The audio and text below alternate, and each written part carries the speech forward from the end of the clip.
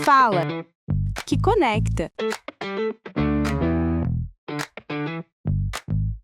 Jonatas, Fala que Conecta conosco. Hoje é quinta-feira. Vamos lançar olhar sobre o que nesse mundo de publicidade, marketing, propaganda. Bom dia. Fala Conectados, sou o Jonathan Manique Barreto, da agência SDI. E esse é o Fala que Conecta, onde a gente transforma grandes eventos em leitura estratégica de mercado. E a pergunta hoje, João, não é quem ganhou o jogo, mas é por que o Super Bowl é o maior palco publicitário do mundo. A gente vai falar um pouquinho então desse evento que aconteceu, que é hoje, né, o principal evento relacionado à comunicação, o espaço publicitário mais caro do mundo, e que aconteceu aí recentemente. Eu vou trazer um pouco de insights e falar sobre a perspectiva de comunicação desse grande evento aí que aconteceu. Então vamos começar pelo começo, contextualizando, né, o que é o Super Bowl. Então, o Super Bowl é a final da NFL, né, que é a Liga Nacional de Futebol Americano dos Estados Unidos, a principal liga, e ela deixou de ser apenas, né, uma final esportiva, e ela é hoje o evento esportivo mais assistido da TV americana todos os anos. Ele se tornou um ritual cultural, né, um fenômeno midiático, e é o único momento do calendário onde todas as pessoas elas param para assistir não só ao jogo, mas também os comerciais, né? Então, ele é já conhecido, né, como esse momento que as pessoas também gostam de ver os comerciais, porque as marcas realmente fazem mega produções para estarem ali.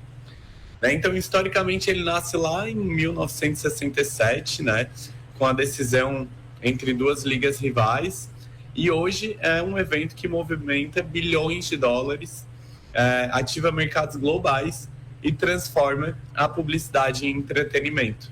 Né? Então, a gente falou um pouquinho sobre esse poder da experiência, né, no mercado de comunicação e publicidade, e esse é a maior materialização disso. Né?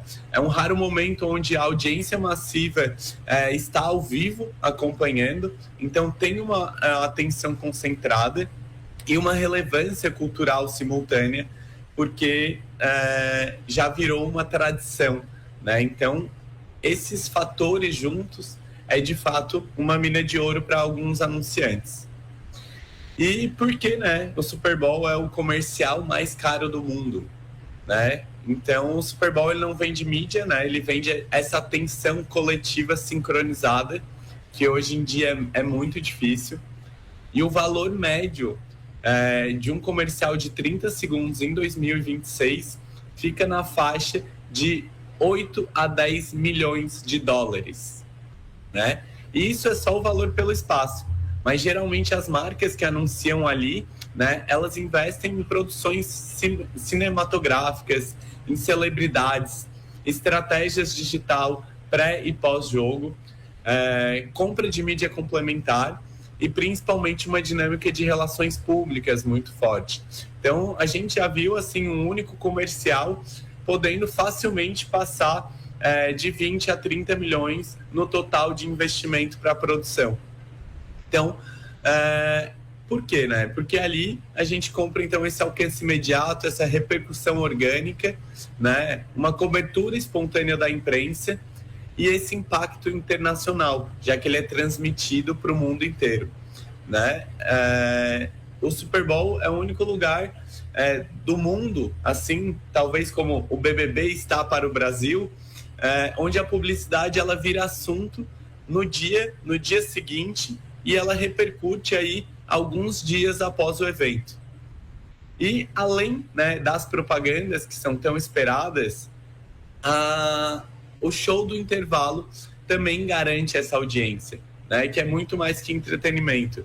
Ele funciona sempre como pico de audiência, né, é um reinício emocional do jogo e também é uma ferramenta de expansão cultural da NFL, né, que é a liga do Super Bowl, justamente para conseguir ampliar a audiência e chegar em novos mercados. E não é à toa, né, que nesse ano a gente teve o Bad Bunny como o artista aí principal, né, do show do intervalo. E foi um show que veio repleto de códigos, né? Claro que isso estava traçado com o objetivo da NFL de aumentar a audiência com o público latino e também com o público mundial. O Bad Bunny, ele foi por 2 anos seguidos, né, o artista mais escutado nas plataformas de streaming, então no Spotify. Esse ano ele levou o Grammy de melhor álbum, né? Então ele é uma pessoa que está muito em alta e que ele estoura a bolha dos Estados Unidos, né? Que ele é globalmente conhecido e que principalmente tem um carinho muito grande, né, do público latino, que é um público que a NFL está vendo como um público potencial para crescer esse evento cada vez mais. E esse show, né, ele deu o que falar, porque ele não foi apenas um show, um espetáculo, né? Foi um show carregado de símbolos, que trouxe uma dinâmica, inclusive política, né, sobre toda a situação que está acontecendo nos Estados Unidos, com a nova política Trump de imigração e os agentes da ICE, né? Então, ele trouxe uma representatividade latina e desses imigrantes numa escala global.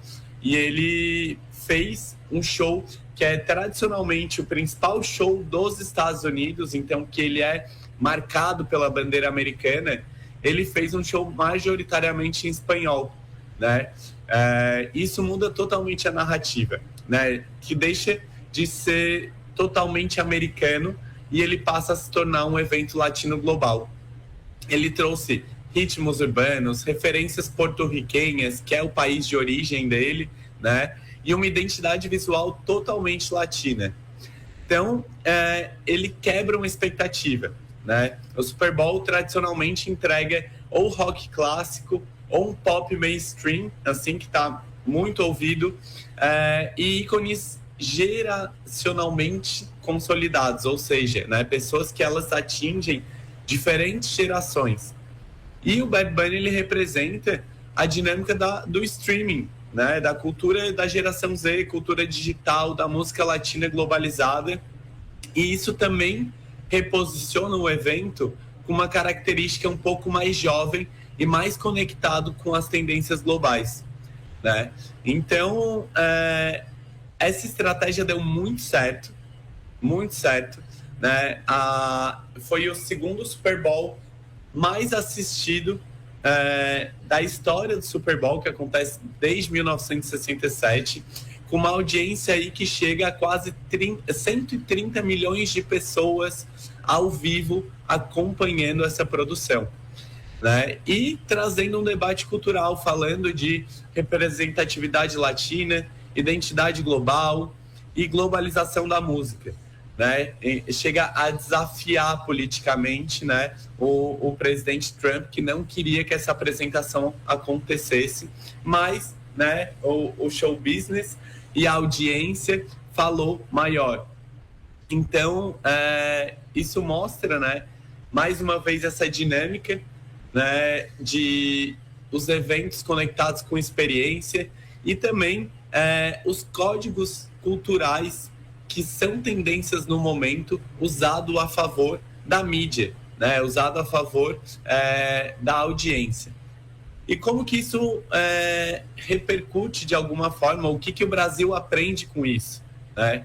Aqui a gente vê, né, 3 ensinamentos bem claros, que é a atenção é o ativo mais caro do mundo, né, e o Super Bowl é a maior prova disso. A cultura, ela gera mais retorno do que a mídia pura, então todos esses símbolos conectados, né, fizeram com que o evento tomasse essa proporção nesse ano. E representatividade não é pauta, né? Ela é estratégia. Se tu consegue se conectar com públicos que se sentem representados a partir do evento ou da tua marca, né, a tua audiência é muito mais garantida. E quando um artista latino, né, domina o maior palco publicitário e o maior palco de atenção do planeta, né, isso envia uma mensagem muito clara, que o centro cultural ele está mudando. Então, o Super Bowl, né, ele é esporte, ele é publicidade, ele é cultura, mas principalmente esse ano ele se tornou uma disputa simbólica de narrativas. E ele mostrou, né, que o futuro da comunicação, ele passa por tudo isso. Ele passa por diversidade cultural, ele passa por uma linguagem contemporânea que se conecta com a maior quantidade de públicos possíveis e com uma conexão real, né, com essa audiência global. Então, esse foi o Fala que Conecta de hoje, né? Sou o Jonathan Manique Barreto. Se você gostou desse conteúdo, né, você pode consumir outros conteúdos parecidos com esse no @SomosSDI ou no @oBarretoJonathan. Interessante, né, Jonathan? O intervalo comercial, se ele bem produzido, ele mantém a audiência. E tem comerciais, principalmente quando eles não se tornam repetitivos, e aí o caso do Super Bowl, eu lembro a NBA também tem muito isso, né? Muito explorado isso. Quando ele se torna atrativo, ele tem audiência, né? O problema é o custo dessas produções, né? Mas assim, é aquele negócio, né? As marcas não investiriam se o custo não valesse a pena, se não fosse um investimento, né? Imagina essa audiência, João, simultânea, 130 milhões de pessoas no mundo assistindo em tempo real aquilo que está passando.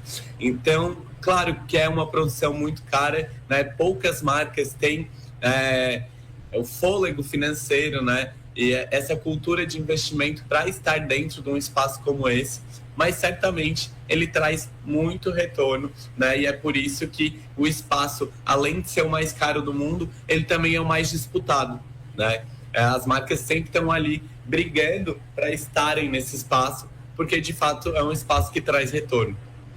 Obrigado, Jonathan. Fala que conecta. Eu que agradeço. Até quinta que vem. Um bom dia a todos.